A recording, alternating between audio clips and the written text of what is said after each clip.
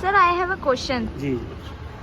Sir जब teachers और students दोनों ही क्लास में नहीं आएंगे तो हम उस सिचुएशन को कैसे हैंडल कर सकते हैं, मतलब उसे कैसे सुधार सकते माय हैं? डियर स्टूडेंट, आपका बहुत ही वैलिड क्वेश्चन है आज के समय में। देखिए, बहुत तो सबसे पहले तो बात यह है कि हमारे यहाँ पे शिक्षक जी और स्टूडेंट जी बहुत ही महान भी हैं, अच्छे भी काम करते हैं, खून पसीने बहाते हैं और अपने देश को आगे बढ़ाने के लिए दिन रात किए हुए हैं। आपका ये बिल्कुल जायज़ क्वेश्चन है कि कुछ टीचर्स जी ऐसे हैं और कुछ स्टूडेंट्स ही ऐसे हैं जिन्होंने के पूरे एजुकेशन सिस्टम को तबाह कर रखा है।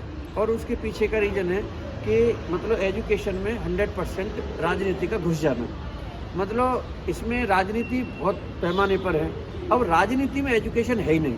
तो देखिए, राजनीति अपने आप में ख़राब नहीं है, politics is a good thing, but जो पॉलिटिशियंस हैं जो अपना काम ना करें, मैं तो ये कह रहा हूँ आप इलेक्शन लड़िए, लेकिन उसमें क्या है कि पहले आप अपनी टीचिंग कर लीजिए और टीचिंग करने के बाद आप कॉलेज में जाइए, टीचर से मिलिए, तो कोई दिक्कत नहीं है। ऐसे ही अगर स्टूडेंट का कमिटमेंट है, जैसे मान लो उसने बीकॉम ऑनर्स में एडमिशन ले लिया, अब बीकॉम ऑनर्स में एडमिशन ले लिया, फिर सीए भी कर रहे हैं, सीएस भी कर रहे हैं, फिर और प्रोफेशनल कोर्सेज कर रहे हैं, तो भाई साहब फिर आपने अगर ऐसा ही करना था, अगर यहाँ पे टाइम ही नहीं देना है तो बच्चा दोनों तरफ खिंच जाता है और उसकी जो ग्रोथ जो होनी चाहिए स्टूडेंट की इस लाइफ मतलब एज में, वो भी नहीं हो पाती है। तो मेरे हिसाब से जो आप सीधा सपाट पूछना चाहते हैं कि भाई इसको ठीक कैसे किया जाए, तो देखो जो यूनिवर्सिटी के जो रूल्स और रेगुलेशंस हैं, चाहे वो स्टूडेंट की अटेंडेंस का हो, चाहे टीचर्स की अवेलेबिलिटी इन दी कॉलेजेज हो, इंस्टीट्यूशंस में हो, तो अगर उनको लागू करते हैं तो कॉलेजेज के प्रिंसिपल, और दूसरी चीज़ है कि कॉलेजेज के प्रिंसिपल्स पर और आपके यूनिवर्सिटी एडमिनिस्ट्रेशन पर बहुत कुछ निर्भर करता है। जो गवर्नमेंट ऑफ इंडिया का जो हमारा एक विजन है 2047 में कि हम राष्ट्र को एक विकसित कर सकते हैं, तो कर सकते हैं, लेकिन उसमें अगर if you want to see the development of any country then you see only the commitment of teachers and students of this particular country.